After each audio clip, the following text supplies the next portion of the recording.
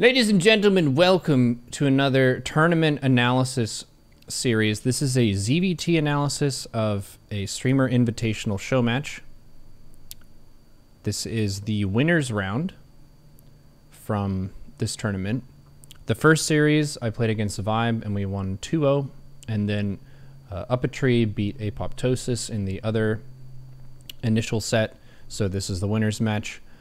Just for my mindset going into this, I'm higher MMR than him. I usually beat him typically by doing mid-game stuff like Lingbane Hydra, Lingbane Muta, that kind of thing. He ends up going for a different style that I've never seen him do before that I die to. And I'm going to kind of go over how the matches develop, what I'm learning through this, and then maybe do some theory crafting of how I think I could beat this. I'll also try to point out what my mistakes were. So, spoiler alert, I end up losing this series, but hopefully you can find some fruitful stuff. I did do a lot of things well in these games, so I felt really good about my early to mid game. I was consistently able to get ahead in a lot of these matches, and I do win one of them in this set here. But yeah, this will be kind of a learning exercise where I'm also sort of self-coaching and trying to learn the matchup better. Not very many Terran players play defensive bio. This is rare. A lot of bio plays are like timing attack oriented. They're going for big shoves up in your base. They're hitting 1-1 Marine Tank Hellbat. They're hitting 2-2 bio timings with mines and drops and just like really bop, bop, bop, all over your bases and in your face. But UpATree had been specifically training a different style, and we're going to be going over that now. So I'm off stream for this. I recorded these games with no camera. It was really hot yesterday, so my environment was basically worst case scenario. It was super, super hot, and the air was also really smoky. So yeah, it was bad. And I specifically, when I'm in this situation, I'm kind of sitting and I accept and I embrace everything about my experience at that moment. So the smoky air, that's part of the story. That's part of today. That's part of this tournament. I accept this. I cannot change this. The hot temperature, that's how it is. I don't have an air conditioning unit. I live in Seattle area. We've had a weird set of heat waves this year. Fuck it. This is part of my life now. So I accept this, and that helped me to detilt. Because if you have a victim-oriented mindset for some stuff that you cannot change, oftentimes you can get stuck on that and you can't just move forward and think about, what do I need to do right now? What can I do about the situation right now? I can't change the weather. I'm not Thunder God who can say, okay, now we get a rainstorm that gets the smoke to go away and cleans the air and cools it off. Unfortunately, if anyone knows any Thunder Gods or Thunder Goddesses, feel free to let me know in the comments or in the Twitch chat, and we can set that up so the next time there's like a heat wave forest fire thing, I can have better practice conditions. Nevertheless, this is my life, so I'm going to try my best. Against UpATree, it's kind of like Vibe in the sense that I know that he will never cheese me. I don't think that he has proxy barracks me one time ever. UpATree is, he's in the realm of the stubborn macro players. Like, Vibe is also kind of like that. Vibe will occasionally go all in with like a melee thing he does to me later. But yeah, UpATree is like Gemini and kind of like myself, where there's a certain realm of one-base builds that we just don't do. Some of it is based on how you feel the game ought to be played or how you like to play. And then some of it is also relative to streaming. Maybe some people have heard about stream sniping and stream cheating, but if you cheese as a streamer and the person has your stream open, that is the easiest win of their entire life, because they see what build you're going for, when and where it's going to hit, and they can just make the defense and then block it, and they're super ahead. So I have less practice with those builds. That was a huge mistake by UpATree. I have less practice with cheese builds, so if I'm in a tournament, it's usually best for me to lean on what I've trained. First big mistake of the game from me, supply block. And this is the classic example. Maybe many of you can empathize with this, or you have had this happen to you.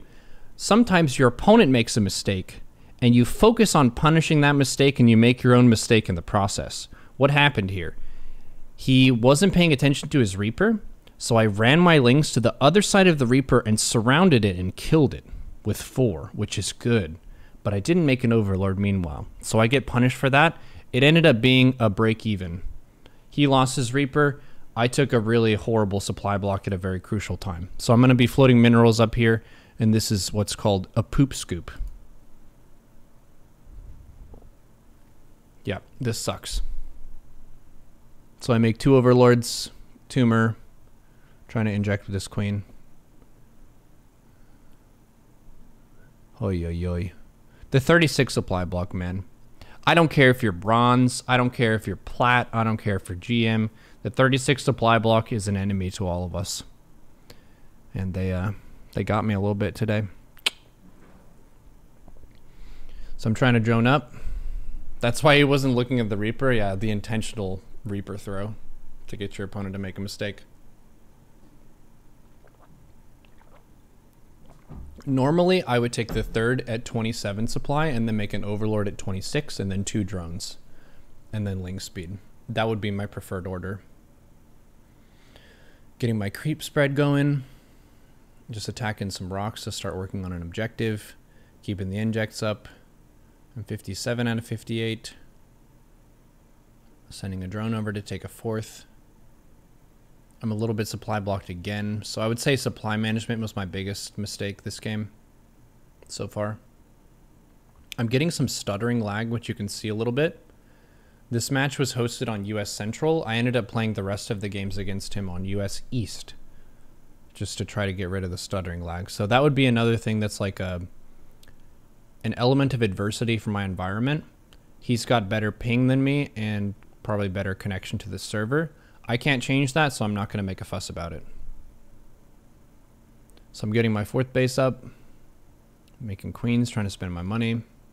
It's about 450. He plays greedy, so a lot of my stuff like the spores being late, this is specifically because I'm playing against him. He doesn't really YOLO into me very much at all. In one of the later games, he does a Hellbat Marauder thing, but that's a rare play rather than a common one.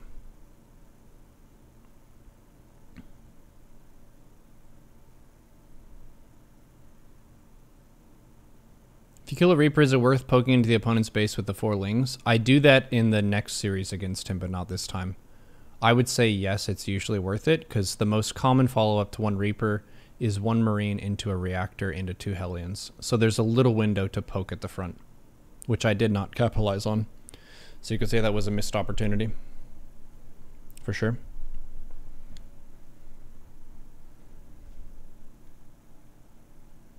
Yeah, if you're supply blocked, you can do some other stuff like take a base. Generally, taking gases is not what you want to do in response to a supply block, because then you end up floating gas later on. That's a super common mistake of lower league players and middle league players, is their mineral count will get high and they'll take gases as a reaction. And then later on in the game, they'll have 6,000 gas and like 2 minerals. Most of Zerg stuff that you build requires more minerals than gas. So you want to get 3 base mineral saturation as fast as possible.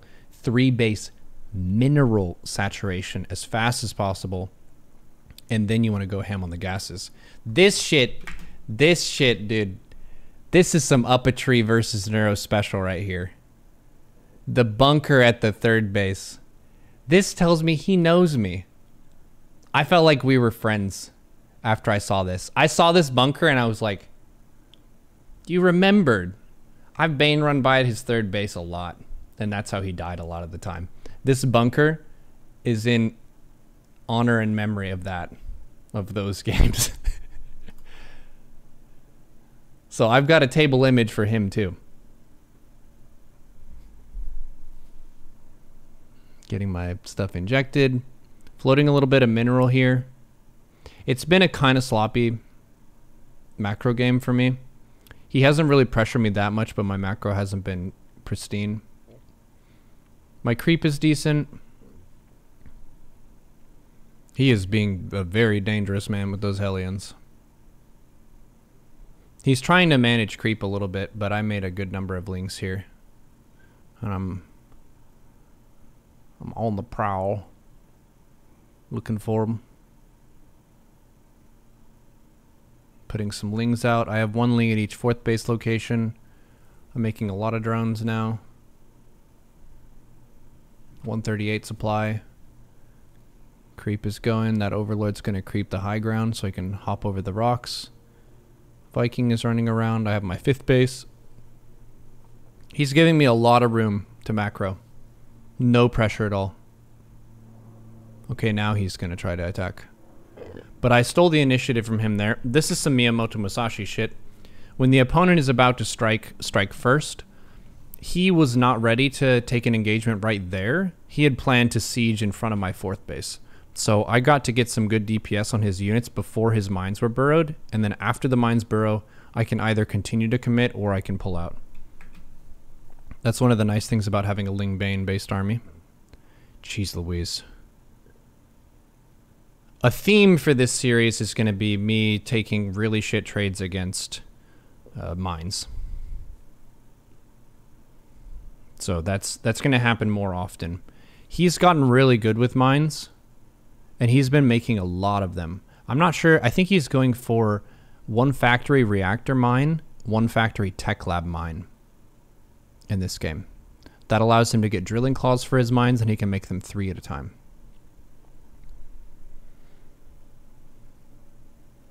So I'm trying to send some lings to counter.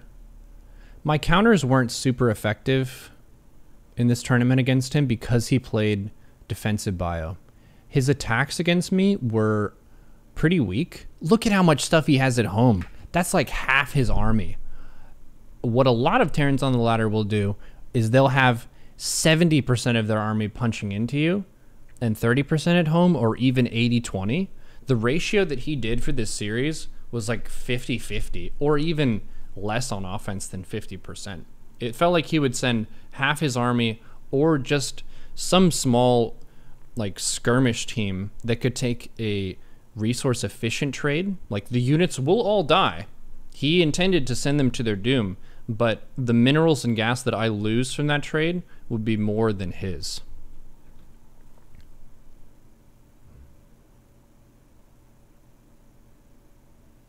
Ugh.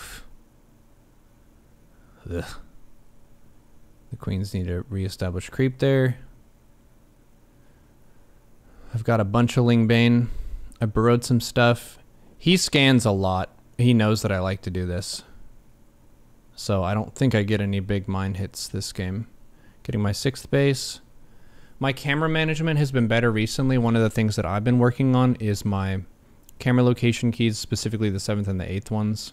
So me jumping to the 6th base location and getting that was kind of a benefit of practicing that deliberately. Yeah, this is like 30% of his army, it feels like. I could pre-split my stuff a little bit better. That was a good trade for me.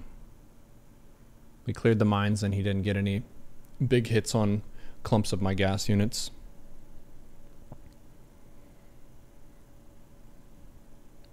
So here I'm just going to try to barbarian his 4th base. It is a planetary, but he lost a bunch of his army. And he's out of position because he has like half his shit at the natural. And he just did a single drop at my 6th base. So his offense plays have been very light touches compared to what you could do with like 1-1 and 2-2 timing attacks. Single drop. There was like a 3 Medivac Marine Mine play at the top, but most of his shit he's keeping at home. But me killing the 4th base there and the workers was pretty big. I haven't really taken much economical damage. He did kill my 6th base without a cancel, which is a bit of a bummer, but having the 4th and the 5th base both mining minerals is awesome.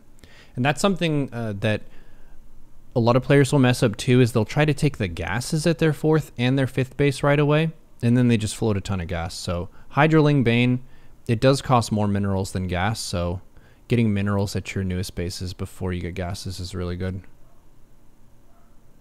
That's crazy. He had so little stuff at that engagement, but it was really efficient with the mines.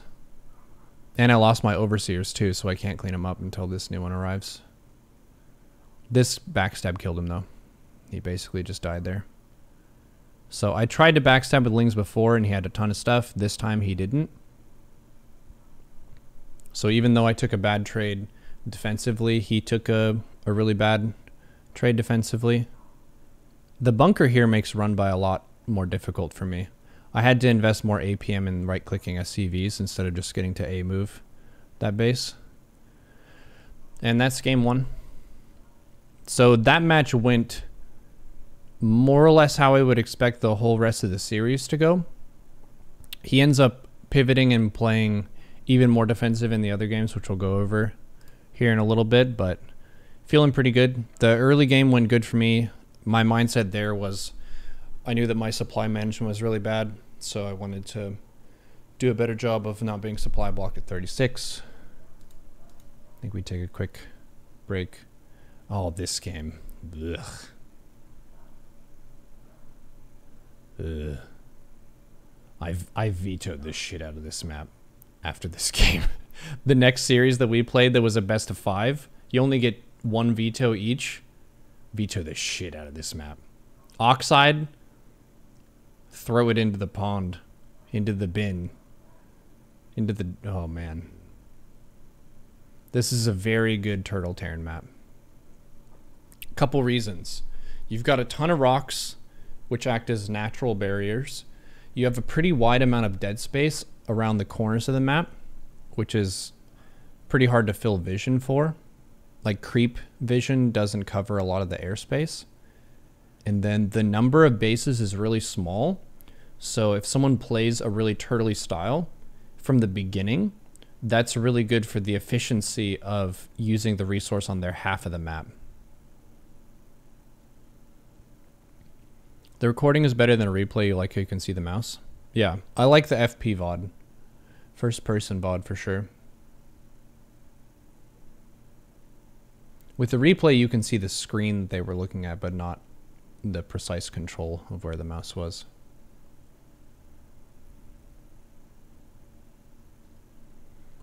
Cool, so opening build wise, I'm not going to change anything. I'm just going to do my hatch gas pool, 27 base. The question is, this time, can I avoid being supply blocked? Place your bets in the chat. Do you think we'll be supply blocked?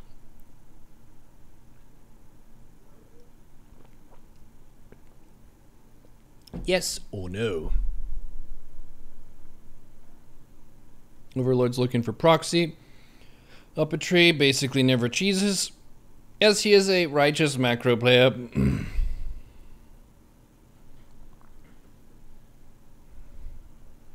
Neuro would never get supply blocked. You vote no. You bet 2 bacon that I won't. 2 units of bacon. Oh, I just made the 26 Overlord. God be praised. Looking for the Reaper. What are you doing? Where are you? What? There it is. Late. Very late. What is he doing? So I get the creep tumor. Queen Ling defends the creep tumor. Opening is comfy. He did not pressure me much at all. I played against Rainer's brother, who plays Terran. His first Reaper, he got like a drone kill or a creep tumor every time. He's got really good unit control for that. Got a creep tumor in the main. Ling speed's going to be done soon. Lings protect the creep tumor. Making another Overlord. Still not supply blocked. I'm still not supply blocked. This is a Roach all-in map. You know, I should have done that. In hindsight, I should have done that. I should have played Rogue style for this map, I think. Rogue against Björn was really awesome. He went for Carapace first, into Speed Roach, into +2 armor, +1 range attack Roachling Ravager. And it was like a stampede of Zerg. It just ran him over. be honest, trying to be all fancy pants with his stim micro, and Rogue just had a maxed army of too much stuff. He got him.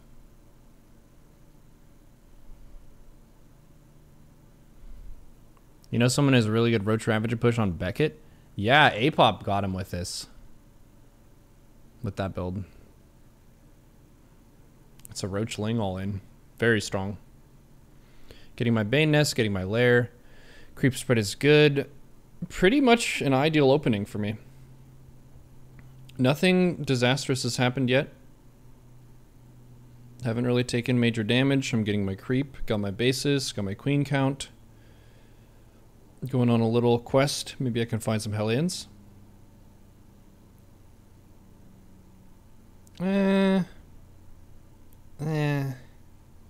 Not quite worth it. That ended up being a better trade for him. So I didn't have quite enough links to justify an off-creep trade there. He did reinforce just at a really good time. So I remake a few lings, getting my upgrades. The Evos were taken at a good time. Going for a 4th base at a good time. I'm trying to send a few lings into his natural just to see what's up. Getting an Overseer for the Queens in case of Banshee, which is very standard indeed. He's been doing a really good job of pressuring my 4th as soon as I put it down. There's a Banshee going in by my natural. You can see it on the minimap right now. I have an Overlord there. Trying to avoid drone damage, trying to defend my creep. Not quite enough lings to fight that really well. So yeah, this is kind of a bad situation off the back of a small ling mistake, trying to fight off creep, and then just not quite remaking enough lings to really crush this on creep. It's risky for him to go in here, but I would say it's high percentage. A high percentage of the time, this kind of Hellion shove is going to work well for Terran, and a big part of why it's reasonable for him to do this now is because these units don't really scale that well with the bio upgrades. Like, yeah, you can make them into Hellbats when you get an armory, but they're not getting the infantry armor and the infantry attacks that the other bio units are. So, yeah, to trade him out for lings and drones is great. So I like that decision from him, and I get a little bit punished for it.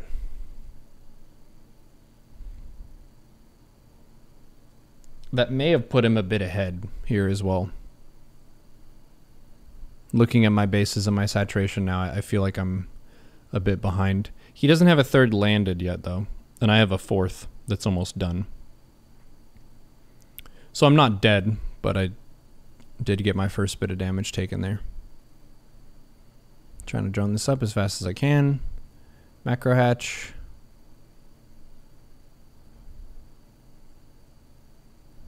I was thinking some Hydraling Bane here.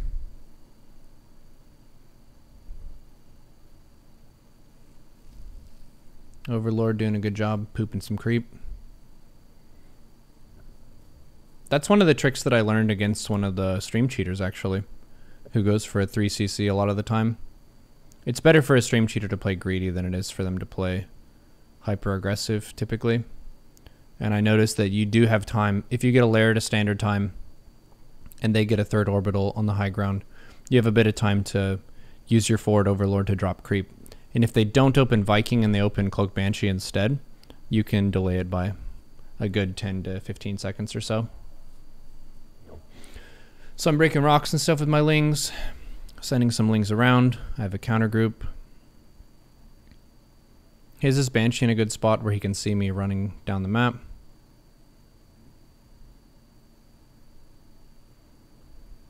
Trying to draw my 4th base, taking a 5th base. Queen's deflecting the Banshee is good. And this is the theme. The theme for the series is him having most of his army sitting at home most of the time. No big timing attacks. He's not shoving into my 4th. He's not hitting a 1-1 timing. He is sitting in his castle. So my usual approach of doing these counters and doing these backstabs is going to be way less successful because a huge part of what makes a run-by strong is the opponent's army being elsewhere, attacking some different objective.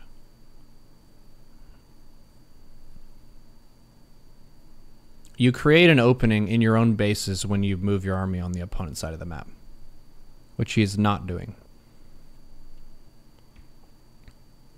A single drop. To give a reference, he probably has a ballpark of 8 to 10 medivacs full of units. So this might be, say, an eighth of his army or less, maybe a tenth. So a tiny investment. It has a good chance of getting some damage done. But yeah, I try to run by, and his whole army is there, aside from this one medivac.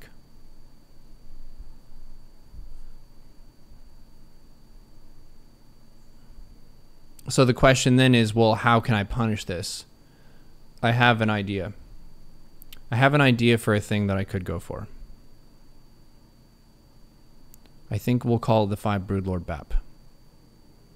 Should it be 5 Broodlord Bap or 5 Broodlord Blap? BL, Broodlord, Blap.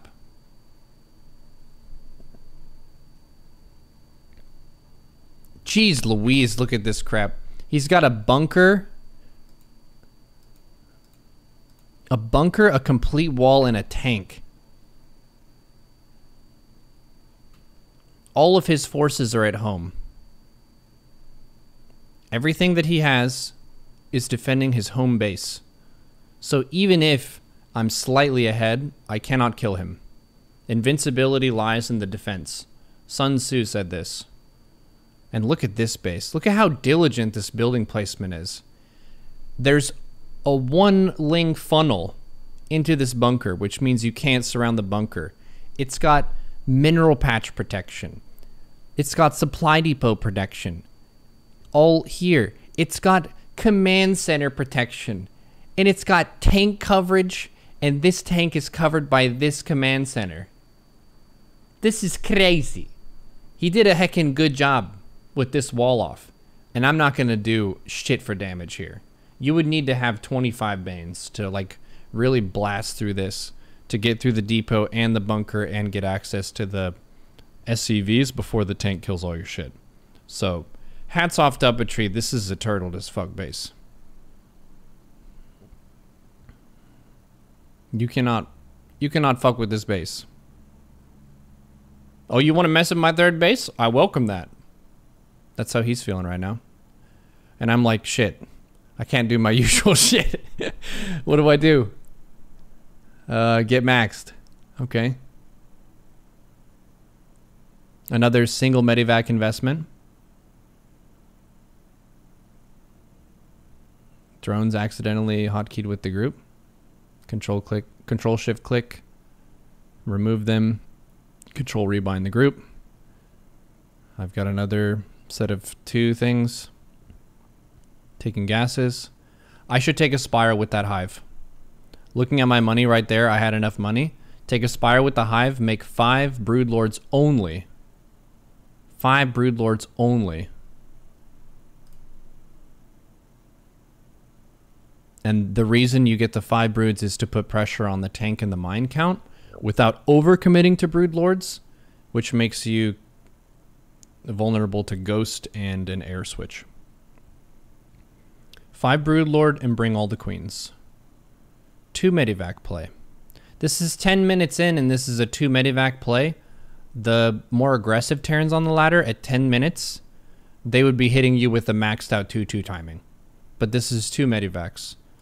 So he's playing extremely conservatively and defensively. He is being active, yes, but it's like the bare minimum to have a chance at dealing damage, which also means that he has the very lowest risk. Low risk, high reward is kind of the name of the game here. 2 medivacs over there. So he's forcing me to divide my army into multiple different groups, which makes it harder for me to be able to take one big decisive engagement anywhere without leaving my bases exposed. This expansion point for me is kind of tricky because I don't have creep over there, which means it's going to be hard for me to defend that drop of stuff. He's taking this base, but he doesn't have much invested there yet. I failed to get good vision around the back of these bases here.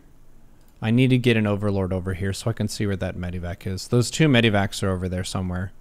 I get a lift and a cancel on this base, but this doesn't really cost him much. Like, he just lifted 400 mineral investment. Who cares? He doesn't have his workers there.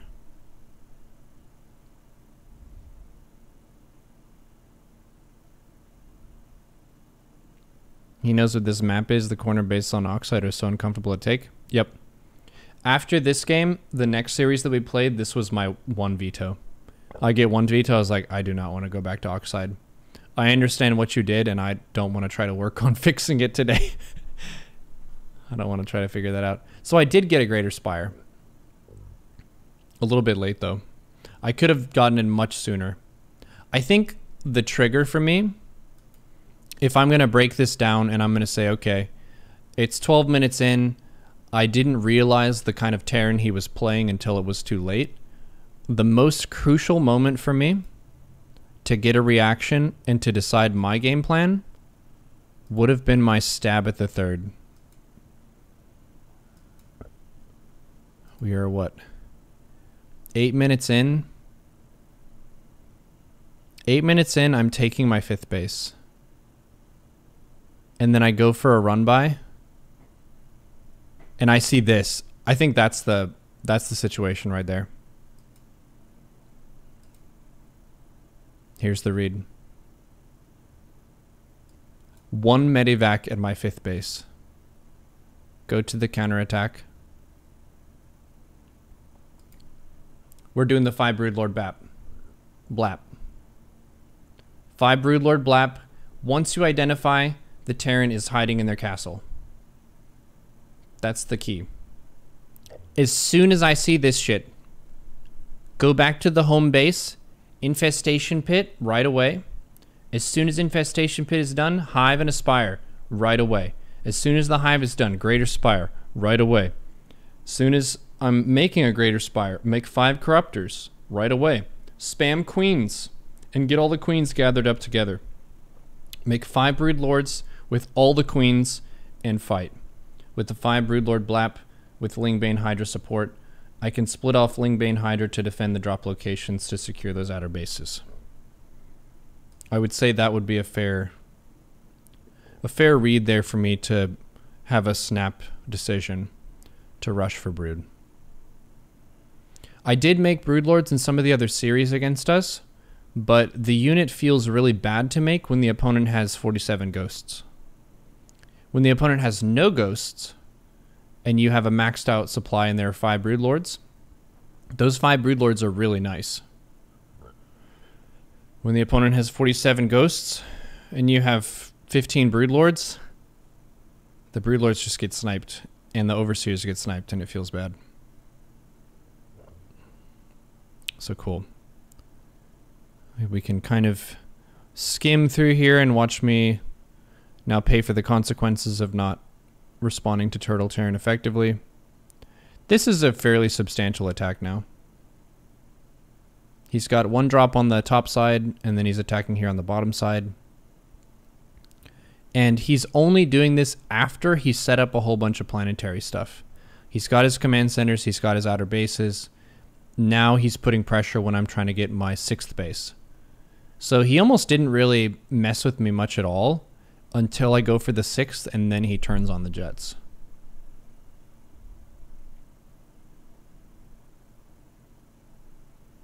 He's pressuring a bit here, killing a couple queens. Great pre-split of his siege units here, lots of tanks. We're able to clean this up though, but that was only like maybe 30 to 40 of his supply. The 1 Medivac drop. Low risk, high potential for reward. Trying to go in for a Bane drop here. He's got a ton of mines. Tanks, planetary. Planetary is not really what you want to attack into. One thing that I could have done better here is whenever I have an army advantage, just go kill his rocks. That would give me chances to take better fights in the late game. But if I go across the map and he's also maxed, then if I attack the rocks, he can attack me. But I had a pretty big window in most of these games where I have the army lead and I have the economy lead. So I could just take out the rock objective. So when I have my Broodlord Queen push, I can go down the center instead of into a planetary. Because if we're thinking about where do I kill the Terran, it's at the natural.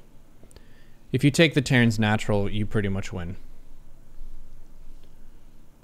If you knock out a planetary, you disrupt their income for a period of time, but they can still muster some troops and rebuild one, just at a bit of a slower pace if they have less money.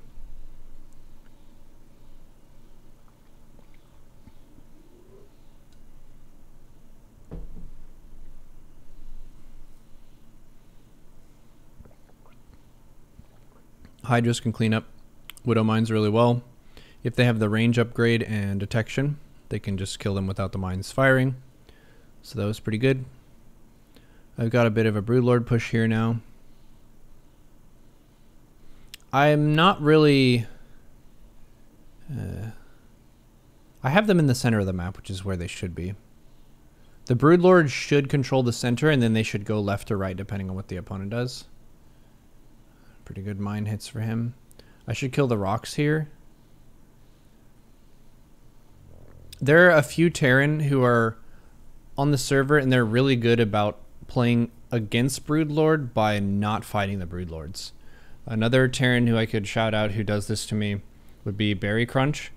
Whenever I get my Broodlord transition, he will 2-drop on 2 far bases from each other. So right now Sal is hitting my 6th base, and he's hitting my 5th base at the same time, 2 drops each. It's not huge armies, but you do need quite a few units to deal with 2 drops of 3/3 Marine Marauder Medivac. And it makes your Broodlord push a lot more awkward to execute.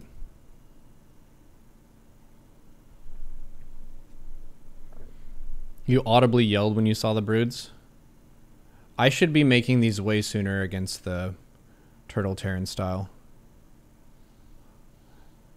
I don't know if you were here for the earlier part of the analysis, but your wall off with the bunker and the depots and the command center and the tank at the 3rd base was like saying, I'll take any run by you want to send today, buddy. And I was like, shit, I can't do the usual run by when you attack me. And I have a bunch of low medium tech units. And there's a bunch of technical stuff to go defend now, so I can't really capitalize on the broods.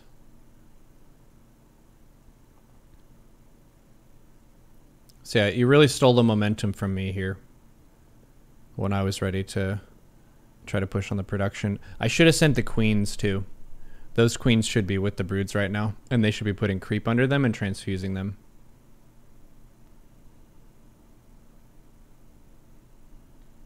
Yeah. I have some units denying your 6th base.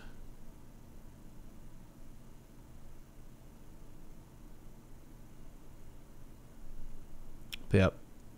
My plan is pretty scuffed now. My main and my natural and my 3rd are mined out. My 4th base is probably going to be running low pretty soon. The disadvantage of me expanding before Terran here is my bases mine out earlier. So if I don't have a starvation map outcome strategy in mind from the beginning, suddenly I'm in a bad spot when my 6th base is killed again. Even if you haven't taken a 6th base, because I had more workers mining more often over the course of the game, and I didn't trade efficiently enough to win, I'm in a uh-oh situation. The Muta switch like this, I don't think that was a good play. I was like, these fucking drops, dude. So I like rage built a whole bunch of Mutas.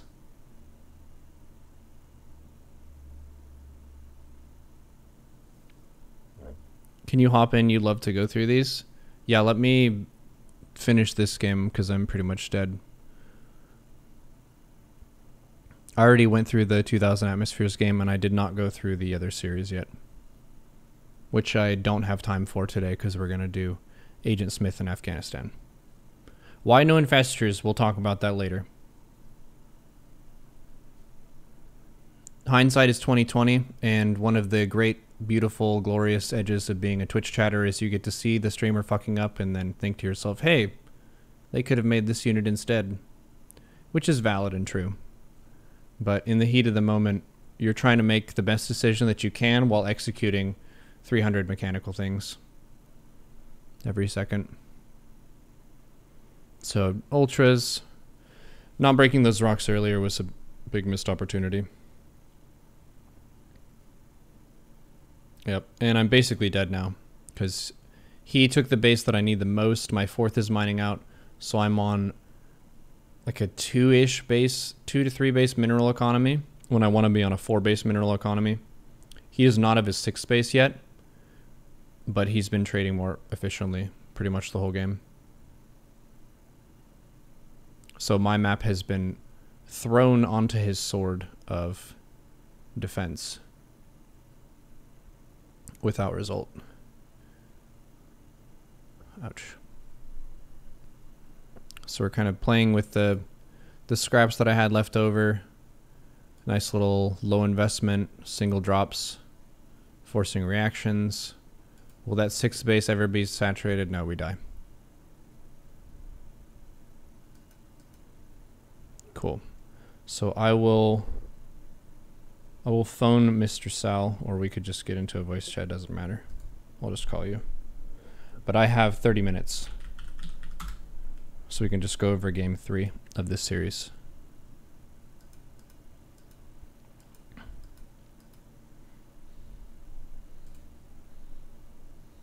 Shave your face, please, says the Twitch chat. Imagine, actually, I think this may be on the horizon for Twitch streamers. A customize your streamer's look, like plugin, where if you like them to have long hair, they can have long hair. If you want them to have short hair, they can have short hair. Color of hair you can change. Outfit you can change. Facial hair you can change. I do think that that could be added at some point in the future. Yeah, backseat grooming. Backseat aesthetic choices and that kind of thing. I think that could work for especially VTuber streams, but maybe other streams too. Kind of like the filters for Snapchat or whatever. That could work. How in the world is it rude to tell someone to shave their face? Well, you're bossing someone around and they don't even know who you are. It's like someone just walking into your apartment and telling you to move your couch to the other side of your home. Like, who are they? And who are they to know how you want to organize your stuff? It's certainly rude. I would say if you're thinking about, like, is it rude if we have a 0 to 6 out of 6? It's probably like a 4. You didn't call me ugly or anything, but you did ask that I completely alter my aesthetic for your visual taste with no prior context and off topic. Soft? Oh, we can be hard if you want. Yeah. We could turn it up. You want to turn up the heat? We'll turn up the heat. Easy money. All right, I'm going to call Sal. Better call Sal. What's up, dude? I love it when people get banned, man. It feels good, man. How you doing? Dude, we were interviewing the champion of the stream yesterday. Good job, man. Oh, dude, I'm proud of you. On my stream, I really feel like it. We're living in a really we're living in the timeline in the simulation where everything breaks. Cause like it's not supposed to happen. I won a thing that doesn't happen. It never happens. I always throw. You earned it though. Like it wasn't even that we played particularly bad. Like I don't feel like I played super bad or anything. Like you played better than I've seen you play before. So I could only be so upset. Yeah, I felt like I did. I was like really fucking. I was like, it's one of those things. Maulding while winning is the worst thing to like. It's the worst thing StarCraft has to offer, where you like win, but you feel like you shouldn't have, because the two games in the final series where I played like my most standard, like the builds I've played for months, you beat me both times. Like Easy. You caught the Hellions and won. And it triggered me so much that in those games where I felt like I was playing like everything I should have been playing, that you just stomp me. And then the 3 games I win are all builds I haven't done in 3 months. Hmm. And I was like, this is the most frustrating shit I've ever fucking played in my life. But it was like I could only be so frustrated. Like losing the Hellions is so bad. The Romanticide game where you caught the Hellions, I was supply blocked at 77 too. So I made like 2 really critical errors that fed right into the other. So like you got map control, and then right after getting map control, you flooded me, and I had no idea, and I was short units and died. So it was like, oh god. Yeah. It's it's all just. Yeah. I felt really good about my early mid pretty much every game. I did get supply blocked in a couple of the matches, but it felt like I would get into a position where I had all the tools that I normally want for a TVZ. And in a bunch of the games, basically the games where you won, I would not be able to kill you. Like I would go across the map and be like, okay, I've got my upgrades and I'm going to go hit a timing. I go for a run by, and you've got 16 Marines and 2 tanks there, and I can't. Yeah. So yeah, I was absolutely in the zone. Like so, the run bys and shit. Like I was just so ready. Like I knew exactly the maps where you had struggled. I think they're maps where I have solid plans, and like I've watched a lot of Soul's played, and Soul loves splitting maps. But the other change that I made recently, after being shamed publicly by my chat, was that I finally bound rapid fire for snipe. Mm-hmm. Which people don't do that. I have to say that like if I used to hit control for hotkeys with my to make hotkeys with my thumb by reaching across the keyboard and hitting control, and I used to also have all my army on one hotkey. But by far the biggest change that I have ever made is putting snipe on rapid fire, because it's actually cheating. Like it's so amazing. It's the best thing. I assumed everyone did that.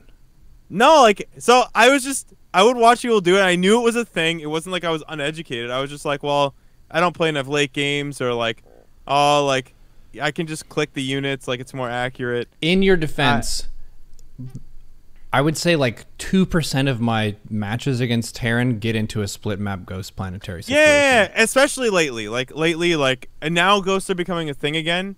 But I remember like there was one game I played, man, and I built like a bunch of Ghosts. Either that or it was like a bunch of auto turrets. Like I lost this fight that like shouldn't have lost because in position, and I was just so tilted that like I knew that this thing was supposed to go my way and it didn't, and I was like, okay, that's it. Fine. And on stream, like, and I never do this. Like, I feel like it's just such a. I always make sure that like we're laddering and things are chill. But I was like, no, we're binding rapid fire right now.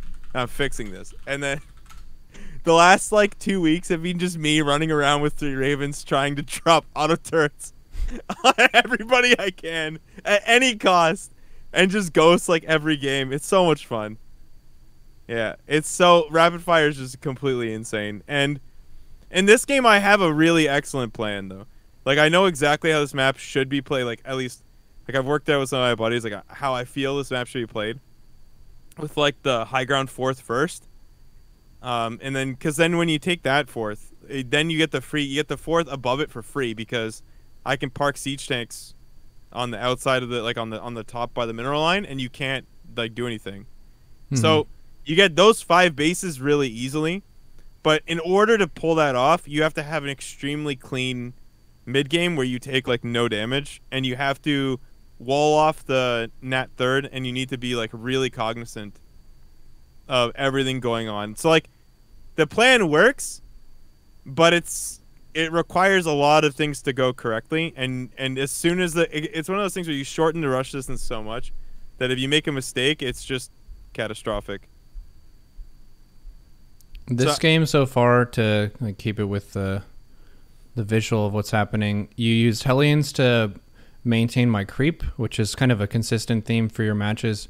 You only like Hellbat YOLO'd into me once, which is more or less your archetype. Like of Terran players I face on the ladder, I would put you in the stubborn macro player category, where you'll never proxy rax me, You'll occasionally mix in an aggressive build, but it's not your main style.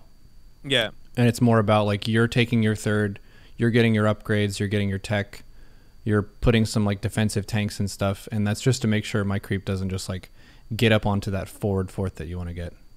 Yeah. That's the entire dream here, is just to use the Hellions to keep the creep back, and that's why, you know, in the games in the second series, like the games that you won like really easily, losing those Hellions like for free is just so bad, because like not only are you now playing from a massive disadvantage vision wise because you don't have vision and your opponent gets creep, which is vision, but like you have like 7 Marines and you can just build as many lings as you want, and Hellions can kill infinite lings, which is kind of why they're so good. And like 8 Hellions is like, you know, it might as well be 50 Hellions. It's no difference.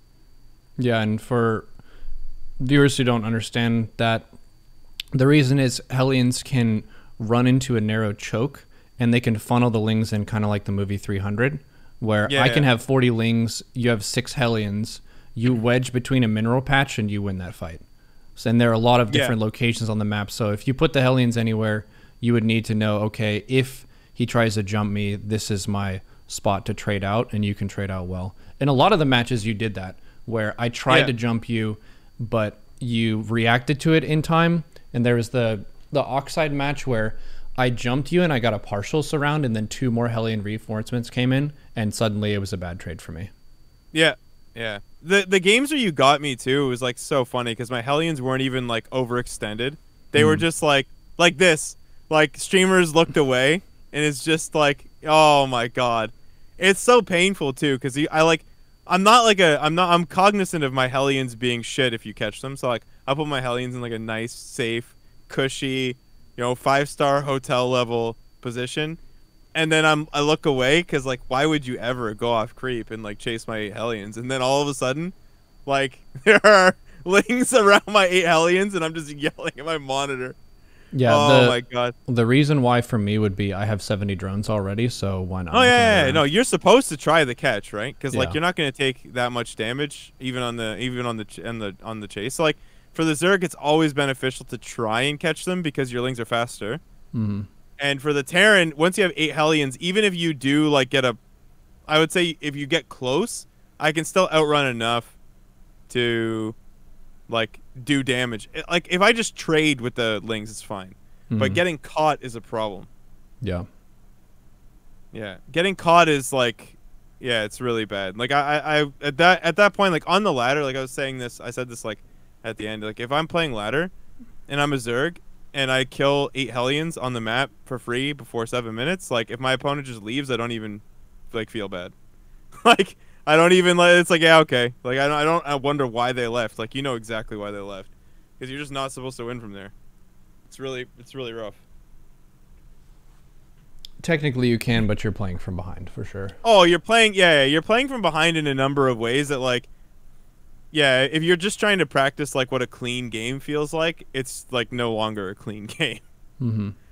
Yeah, I tried to go for a Ling, Roach Ravager, Bane attack here. This is more of a timing against mech, but the thought process was it hits a little bit earlier than Hydraling Bane. My execution of the units arriving wasn't too good. Like your Marines killed a bunch of Lings there. The sides didn't hit at the same time. Yeah, basically. I took 2 fights against 2 halves. Yeah. Right? Like my units are, and Marine tank is so good, man. Marines are good units. Like it's really tough to do this, and I get a lot of counter damage done too. So I like this stalls the momentum on the reinforcement push so much. Like by the time you go up there, I'm gonna be like reinforced with a pretty deep tank line. Like the wall is gonna be up in the net, I think too. Yeah, it's gonna be like pretty rough to deal with. This map is one of the better ones for playing defensive, I think. Like I have to go uphill into the natural, which gives you a nice wall-off point where I don't have uphill vision. Into every base I take here is really rough. Yeah. You do start to mix in Marauders at a certain point, which means that like the Ling Bane falls off a little bit just in how much efficiency I could Marauders potentially are get. good. Yeah. If you put the Marauders in front all the time, it's just really nice.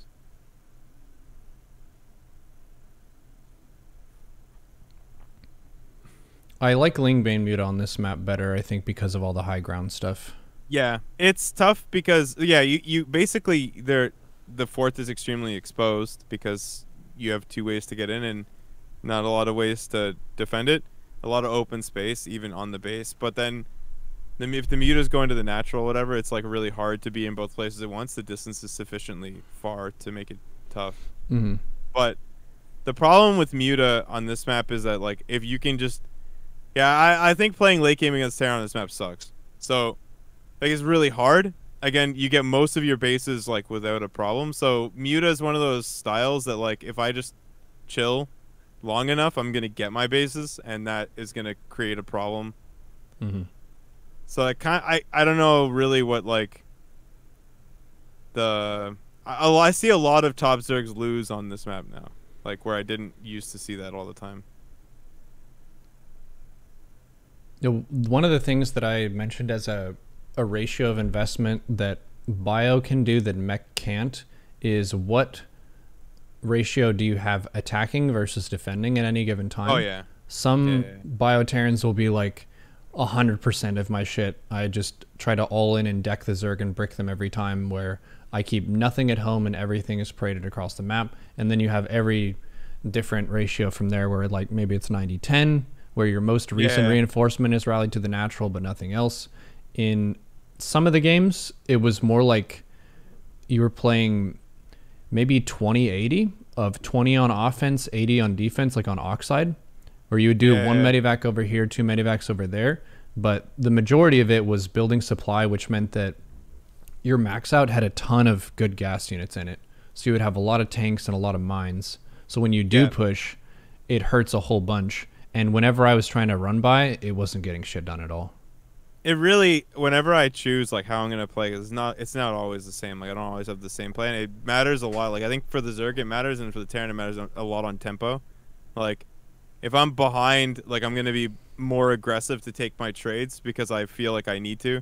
Mm-hmm. But if I'm even or ahead, like the pressure's not really on that much. So, you know, and now I'm way more confident in my late game too. Like I really feel like I'm down to play it if my opponent's like also down to play it. I guess it's like map dependent, but like on a map like Oxide, like yeah, I'm not gonna push you. Like why? Like I already know that the late game's terrible for you, so I'm gonna. It's the Zerg's like prerogative to make something happen, because all I need to do is last long enough. Like the bases are, I'm gonna get even, right? Because like Zerg always wants to be one base up, but on Oxide, I'm going to be even. It's just a matter of time. My bases are so far away from yours that it's difficult to take mine. Yeah. Right.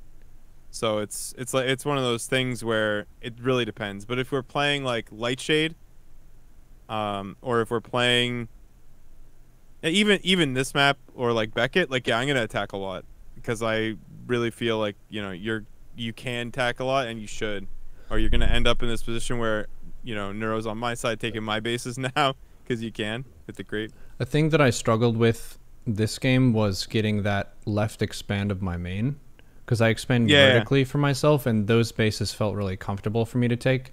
But the one down meant that you could two medivac drop there or boost into my main, and that was really hard to like manage the investment in defense in both of those locations without having Spire.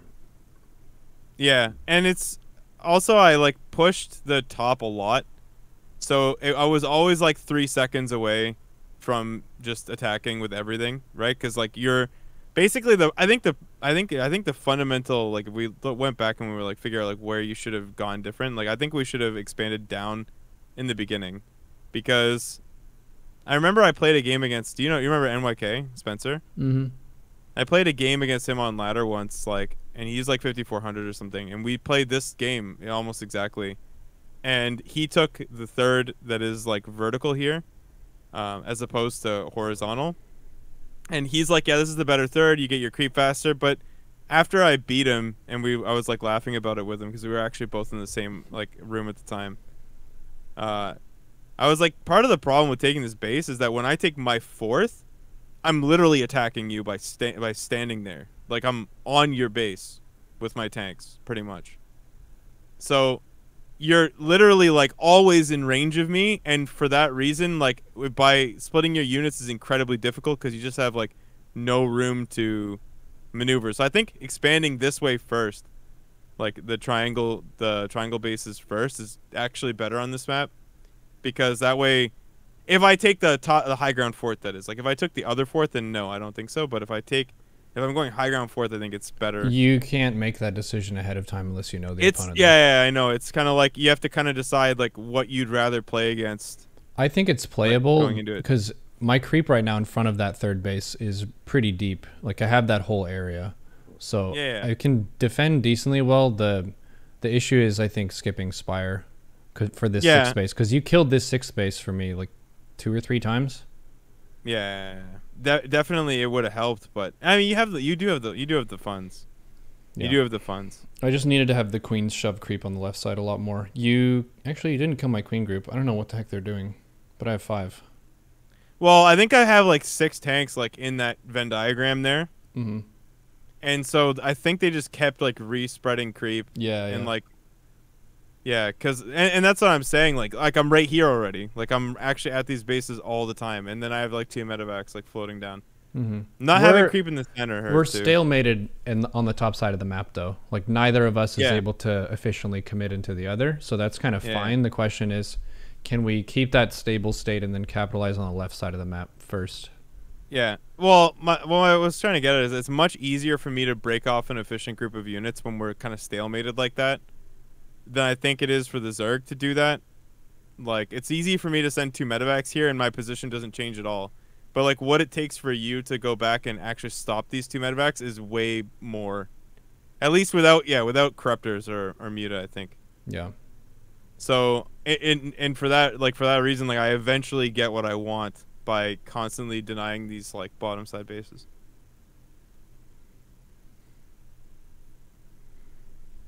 Chat feels like my Niduses were light in units and my lurkers would be more effective on the main ramp choke. A lot of those were mechanical things. He's attacking me constantly too, so it's not like I can just do whatever I want the whole time. So I'm like defending the top side of the map to make sure I don't lose that stalemate more or less. And then I am trying to get units in the Nidus, but he's also dropping me on the left side. So I'm dealing with attacks on the left side and the right side, and I don't really know how much I can commit into the Nidus without dying for the main fight. So it's like a question of bet sizing, to use a poker term. How much stuff do you put in the Nidus? I think the idea of having the option of pressure is good. That forces you to invest some stuff over there. Yeah, and you hope that I kind of panic and send everything. Yeah. Like, because if you pop like 10 lurkers out, like I'm in some shit, right? But I mean, at this point, like, you know, you did this to me a lot, like in previous games with the Nidus, so I have a pretty decent idea of like how much investment, and I'm no longer like surprised by it either, because the first time you ever did it to me, like I think I was winning, and then it was like a complete 180. Like in the course of like 2 minutes, you completely flipped the position, and I had like nothing, and I was super dead. I killed you like that on Death Aura a couple times, I think. Where your army is forward, I Nidus the lurkers in the main, and the production is dead and you lose. Yeah. We went into a position where like I'm pretty sure if I take a fight, like I win easy, but then the lurkers are there, so my production gets camped, and then everything spirals. Mm-hmm. Like you take the fight well because now I'm split. Yeah, it's a nightmare, but I figured out how to sort of like split up my units so that I can just kill the Nidus. How many ghosts are you aiming to make? I haven't figured that out, so I keep making it till it's uncomfortable. Like I don't know. I actually don't have a number, but at this point I have so many CCs. I'm on like 40 workers. Yeah. Yeah, it's like I'm an addict. And like at some point, like I'll go from like, you know, having fun on drugs to meth addict, but I haven't quite figured out like what that is, or like where that is exactly. Not sure. I have a feeling like there's some number that's too many. People were saying make infestors against it. I mean, the idea. Yeah, so the idea that I had in my head was you have like 6 6 to 8 infestors, and you only ever walk up 1 or 2 at a time to try to get a fungal, and the rest you keep like out of combat. Because if you EMP, but like, how are you gonna do that when I have like 7-8 siege tanks with like +2? Look, I didn't say it was gonna be easy or that it even works. Yeah, it's actually just hard. Like, the answer that Cyril would give you here is just play better. But what that means, like, I don't know what that means. Like, I don't know. I just discovered my Lord and Savior Ghost. So, like, when someone shits on me, I'll let you know what they did. That was different. Yeah, it's tough position. It's all tough. Someone like, and at this Storm hosts, I don't know about that. Yeah, no, Storm hosts are crap. They don't have high, like, punchy damage impact, which I feel like is what you need at the late stage of the game. If you get the Storm hosts in the early game before you have a high tank count and a high planetary count, I think it can work. But at this stage of the game, you've got your 3/3, you've got a super high ghost count, and you have a bunch of turrets as well, which means I don't really have good angles for that. I have range too, and building armor. Yeah. Because, like, yeah, in this position, the Vipers are really good, but the turrets make it so you'll lose at least 1 or 2. Mm-hmm. Yeah. But one thing that you need to do, I think, is add, like, you need, like, 6 to 8 overseers, like, every time. Because that's how you died at the end, right? You went in with the brutes, and you just had only 3 overseers. Yeah, you sniped them, and I couldn't defend them. And I just killed everything. I think I would have gotten them. I would have killed the brutes anyway, but you at least would have traded. Yeah. Because I had like 3 ghosts like for every brood lord. It was just so stupid. Yeah.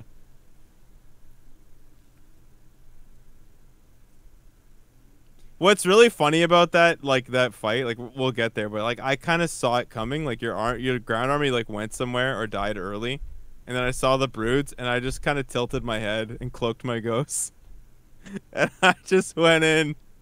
For a lot of these games, I honestly didn't know what to do, and sometimes I just, like, make a unit and just, like, see, will this help my situation? So it's like, I tried the lurkers, I tried the vipers, I tried the hydroling bane, tried the ultras. That didn't work. Okay, well, I have a bank. Let's make all broodlords. Yeah. Yeah, honestly, watching Soul play, like, really, like, opened my mind to, like, how stupid Terran could be, because he just builds, like, he plays like a Zerg. Like, he just builds so many command centers, and just so, like, he just covers the map in CCs and just tons of sensor towers, like. Or he plays, like, stupidly all in. Like, he's one of those players who's terrifying because you know he can play, like, a crazy late game macro. Mm-hmm. And he could also proxy 2x you with equal efficacy. So I was just like, at this point, like, the fights have gone so well. I said this to Chicken Man in the interview, but the fights have gone so well that, like, I know that as long as I get that bottom base, like, I don't even necessarily need it. As long as, like, I just keep trading like this, like, we're gonna get there. Yeah, I didn't look at the units lost tab, but I would guess it was pretty atrocious for me. I was up 35,000 resources in trades. Ugh. Yeah, it's like, it was just so.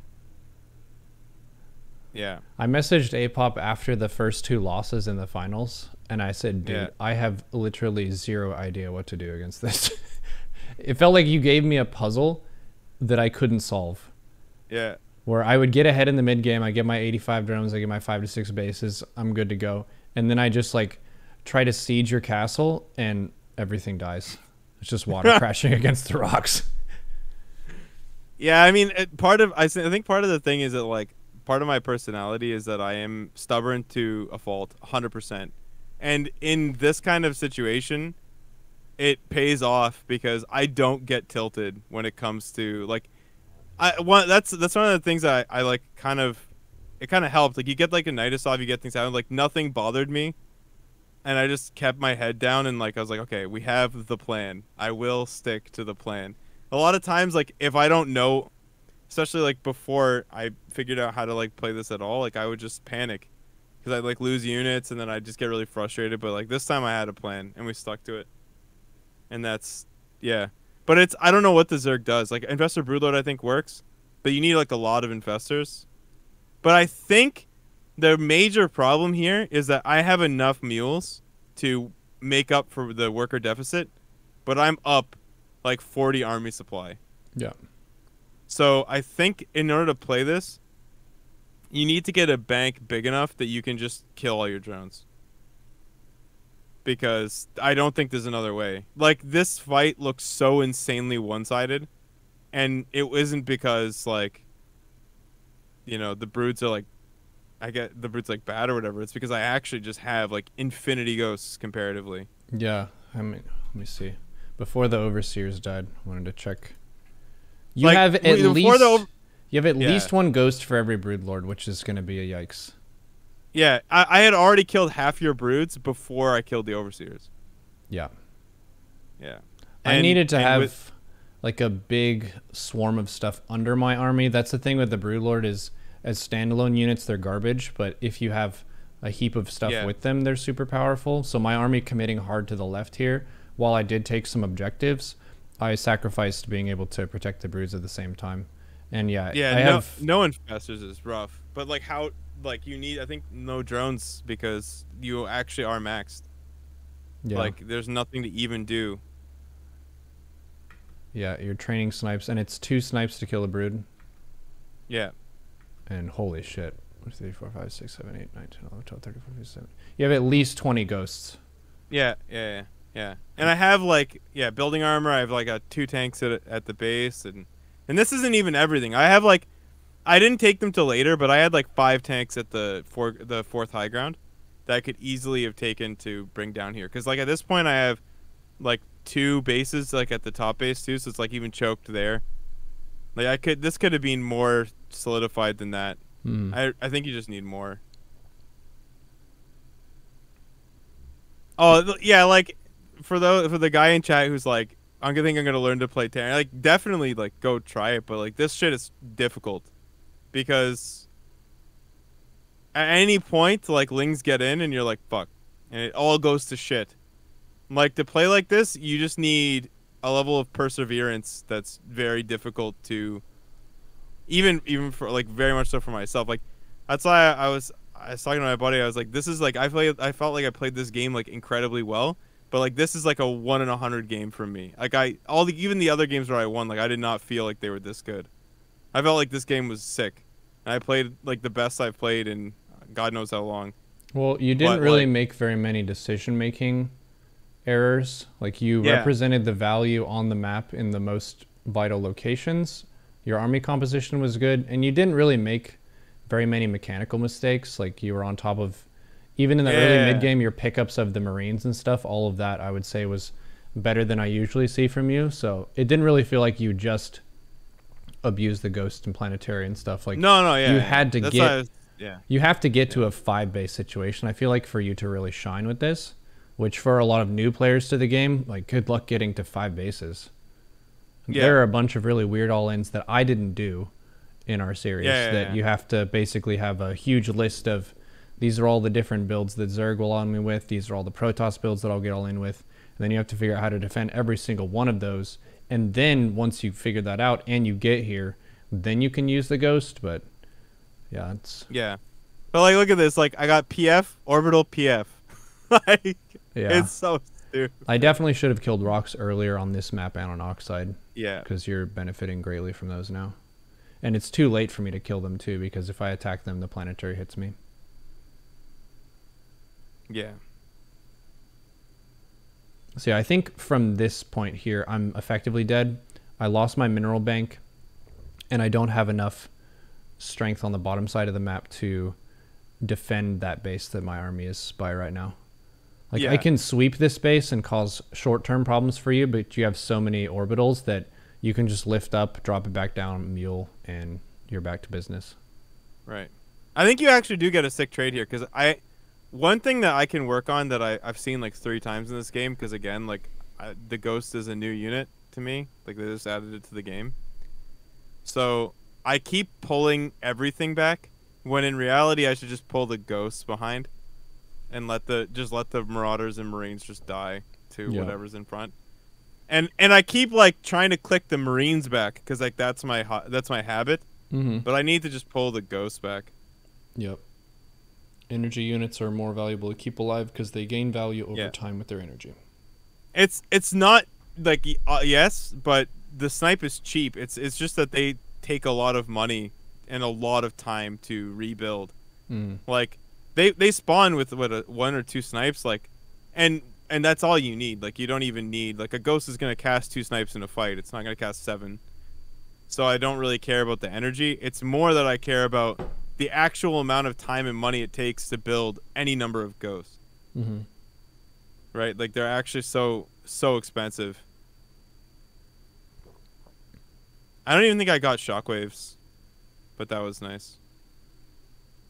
What is Shockwaves? EMP? Yeah, the EMP range upgrade. Yeah, the fungal seems good. It's a little too late, but Yeah.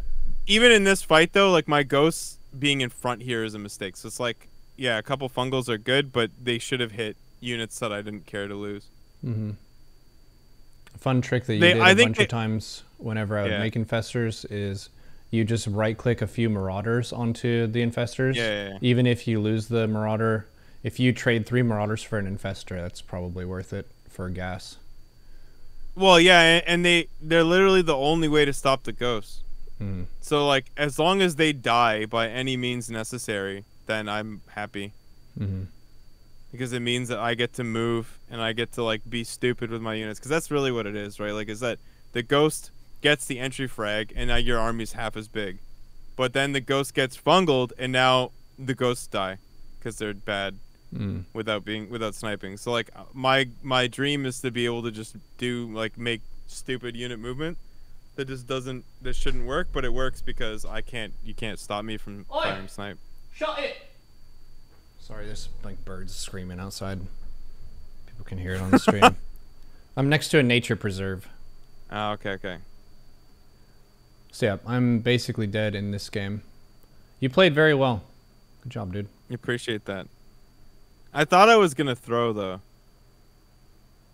Like, I did, and like after I lost the game on Romanticide, I was like, Jesus Christ, like I can't play normal. Even though this game I played normal. But I had, luckily for me, like, do you have a problem with Blackburn? Like, do you not like Blackburn? I think it's okay-ish. The third base, if Terran expands down and forward, is really close to you. So getting tanks set up by the slow zones in the middle, that feels like a problem situation for me. Okay, yeah. And in that game, I felt like I was ahead and in a really good spot, but I overcommitted off creep when I should have just sat on a hive tech advantage and tried to creep the middle of the map. So you took that really good trade, and then you got to march on me with the heavy marine. But we can go over that series together if you want. Yeah, I'm down if you want. So that game, like, I don't know if you realized it was an 8 racks all in prior to that. I felt it when I was in the game, but I didn't like oversee or scout it. I just saw that many marines, and then I looked at your fourth timing, and I was like, uh-oh, I think I'm dead. Yeah, I got, like, that. The thing is that Blackburn's so good on that map for that build. Uh-huh. And I knew I was going to do that when you put it last. I was like, all right, like, maybe there's a reason that we don't want to play Blackburn. So yeah, it doesn't really feel good to me as a Zerg. It's not the kind of shape of a map that I like. It feels very congested. People like to play mech on that map. It's apparently very strong. 2000 Atmospheres is the map that I'm really happy to play. Yeah, I felt that. Yeah. It feels like that has a lot of run-by opportunities on the left and the right side. Blackburn, it feels like stuff gets really funneled. I beat Jim Rising on 2K Atmos, though. Nice. He plays in pretty exactly different the from same me, way. I think. Yeah, he does. But it's just like, yeah, that map can be split and it can be played well, but it's just really difficult. I go in and I kill a bunch of orbitals now, but I'm basically out of money, so this is my last army that I'm slowly trading out. I'm going to be doing some Agent Smith here. A bunch of shit went down in Afghanistan today, so we'll go over that. But if you want to go over the second series this week, I'm 100% down. Super down to do this that, is a strat that few Terrans are doing on NA ladder right now, but it seems like it's going to be trending. Like, more people are going to do it because I think it's really robust and really strong. It breaks the conventional wisdom of Terran versus Zerg, which was you get 1-1, you hit a committed timing. You get 2-2, you hit a committed timing. This is more about I'm happy to play the late game, so I'll take jabs at you and I'll make sure I know how many bases you have and I'll contest every bait that you try to take.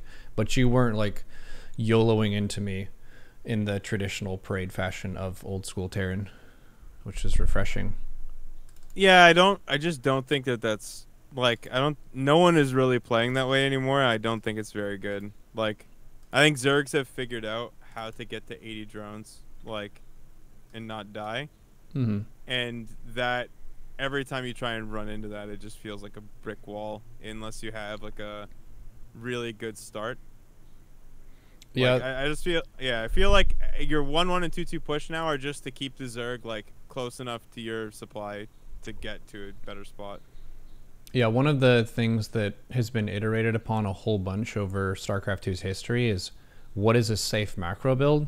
And Zerg has been able to consistently be more and more greedy, basically identifying everything that Terran can physically do and then saying, well, can I be a little bit more greedy than the standard opening? And we used to go for 2 base 4 queen, and then you take a third with your Ling speed, and now we take a 27 supply third base, and that's safe against pretty much everything. So yeah, Terran has to react to that and say, well, if Zerg can be this greedy, can I be this greedy? And it's basically driven was a safe, solid economy more and more in the worker count department. So now you're playing like 4 to 5 base Terran where you're happy to split map with me. When you and I first played, it was like we're both stabbing each other in the mid game until someone dies. Yeah. And then, the other way that people are playing that I want to learn because I want to be like a robust player is to play like Clem. Mm-hmm. So Clem's doing a lot of 2-on-1 again with like 3CC and like just regular 2-on-1, Mm-hmm. which is the same. Like it piles on pressure, but in a different kind of way than before. So yeah, you kind of I think the best Terrans in the world will be playing all three, like super cheesy, like sometimes super aggressive sometimes, and then super late game sometimes. Mm-hmm. So you just can't like not autopilot them, but just you can't. It's tough to have a plan. Mm-hmm. Well, cool. Thanks for coming on. Yeah. And I have a little bit of self-interest because I won, but even the losses, I want to go over them too because that's just like it's good to look at them. Yeah, we can go over all of them and we can practice too. Yeah. But yeah, feels good to win something, eh? Yes. And the prize pool, shout out to So Focused. The prize pool was very much not bad. We are grateful. Yeah, this is what I was saying. I was saying to him, like, I don't know why any streamer would turn it down. Like, I know why people would turn the first one down because, like, you're just a guy in chat or, like, a small dude trying to, like, put on a tournament. But, like, what streamer would turn that down? Yeah, I was talking to Apop, and by the MMR, he's punching up against the rest of us. Yeah. He hasn't been in GM before. He got 4.9, which I would say he earned it more than some people who got the border this season. But in any case, he's fighting against Vibe, Sal, and Neuro, who have all been GMs in the past multiple times. And he's like, even if I get fourth, I still get $50 from this, and I get great practice. Fuck yeah, sign me up. Yeah, dude, he almost beat me. Yeah, I saw the Beckett game, dude. He bashed you. you. Ever-loving shit out of me, man. And I was like, what the fuck? Like, what is the Beckett game? I deserved it because I was like, okay, we're gonna play Banshee, and then I scouted a normal natural, and I was like, all right, we'll play 3CC, and then the roaches came, and I was like, oh man, I've made a mistake. Game one was really close.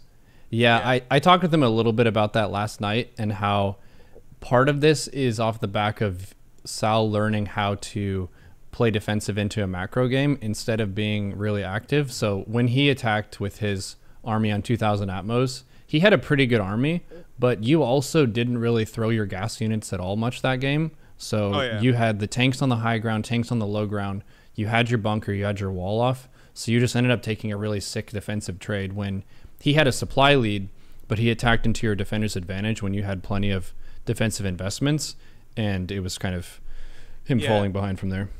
When you're so far behind like that, like it's actually the only way. It's not just like a preferable way. That's like that's the thing about roaches, right? Like The thing about roaches is that they're shit, but they're good until they're shit.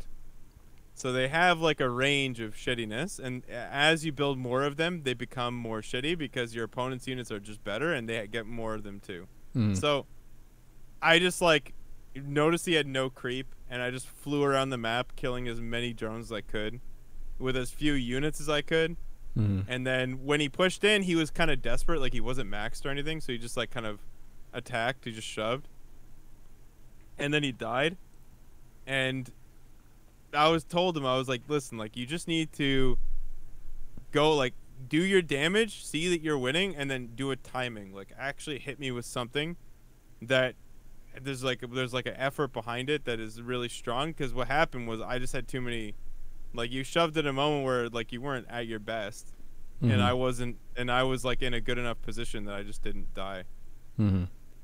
So he needed to like work on that, where he actually like, or learn to like macro out of it, because he should have won. Like if he was, if he had a better follow up. He could also, in that circumstance, he could also play for more of a pin or contain, where he doesn't commit into your production. He just sits where you want to take a 4th or 5th base and just delays that for a really long time, because that's a way of applying pressure without committing into a bad trade. And then the next game, Beckett was just like, Beckett was just a build order loss. Oh, the swarm or the Nidus placement on Blackburn being forward between the main and the natural, so you just like double dropped and stemmed and killed that.